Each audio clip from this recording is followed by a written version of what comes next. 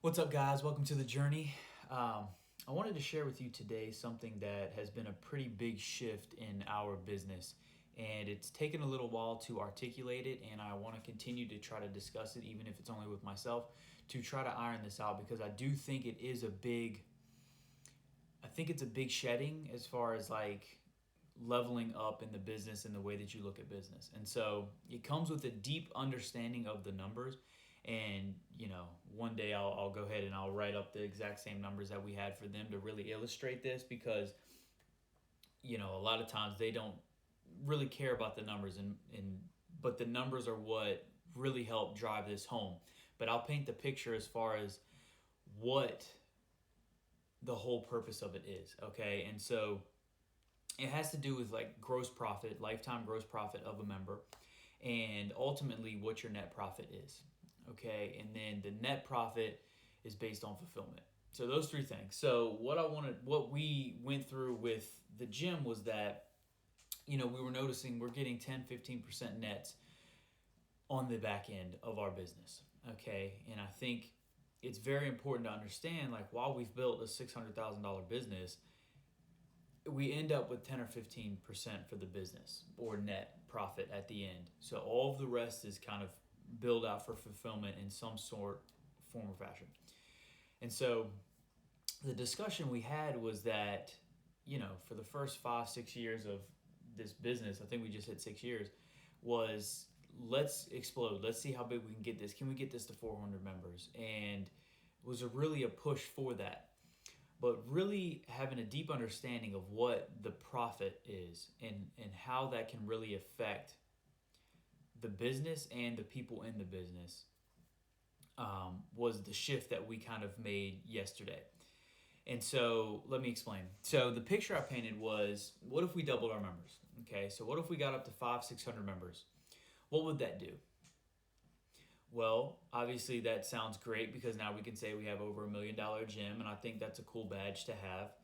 But what is going to happen to the fulfillment? What is going to take to the labor, the expenses? So if we were to double our members, in reality, you're going to probably double your fulfillment as well because you're going to need coaches, you're going to need staff, you're going to need people to take care of those people that are there. And so we just kind of used the $1 million mark. So what if we get up to $1 million in revenue doing the same thing we're doing just by adding new members and getting 10% on the back end? What does that really mean for us as individuals on the team? Our team of 6, like what is that going to do for us personally? And the fact of the matter is it really wouldn't change anything for the people that are already on the team. All that would do would that $400,000 or the $360,000 would go to funding new fulfillment, aka new coaches, new staff, new team members, and it really wouldn't change any of the lives of us in house already. So the decision I wanted to bring, or the discussion I wanted to bring up, is kind of really where do you want to take your business, and where do we want to take our business? Do we want to try to squeeze more out of this business to increase, out what we get from this business, and ultimately the growth that the business can have? Or do we want to scale just for the sake of scaling to say we did, but ultimately that money would fall on to new staff members, and so it really wouldn't change the quality of life for any of us. And so I think that was the big shift. I think we're at a point now to where, obviously you need to get to a certain point where it scales up, where you need to continue to fulfill and do the things. But we're at a point where we have a team of 6 full-time. Everyone's living comfortably. And so it's more of a shift now to where what would be the point of doing that, as opposed to now shifting to things that we can have a higher net profit. And so that can be affiliate connections where we have a commission or kickback on signups. That can be commissions on supplement sales, apparel, on meals, on different things that we can outsource higher level. ETP is our personal training program that has a 56% net profit.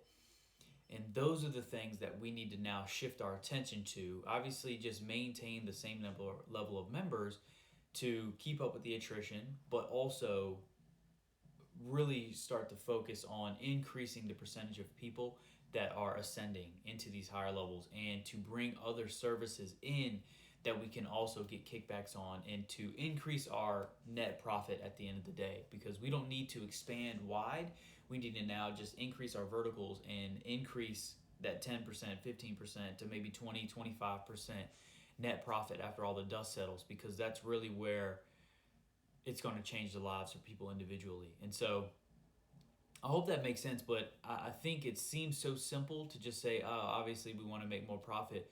But the business culture that you have when you're trying to scale up to 300 members is a lot different than a culture shifted to trying to increase ETP, into trying to increase supplement sales and add-ons and upsells and cross-sells to your business, because no longer is it like purely drilled in as far as the acquisition. Now we need to create systems that are in place, and the way we do it is when somebody comes in, we have 3 one-on-one sessions, and at the end of the one-on-one sessions on that third day, we have a system in place to where that is passed off and scheduled to our ETP coach.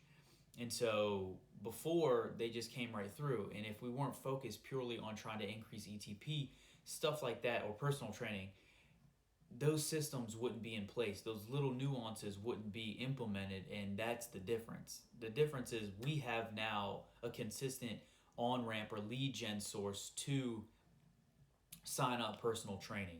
Somebody who comes in not on a personal training ad would come in, and then we can now ease them into, let them be introduced to personal training, see what it's about, and if they want to continue, they can. If not, they just stay with what they came for.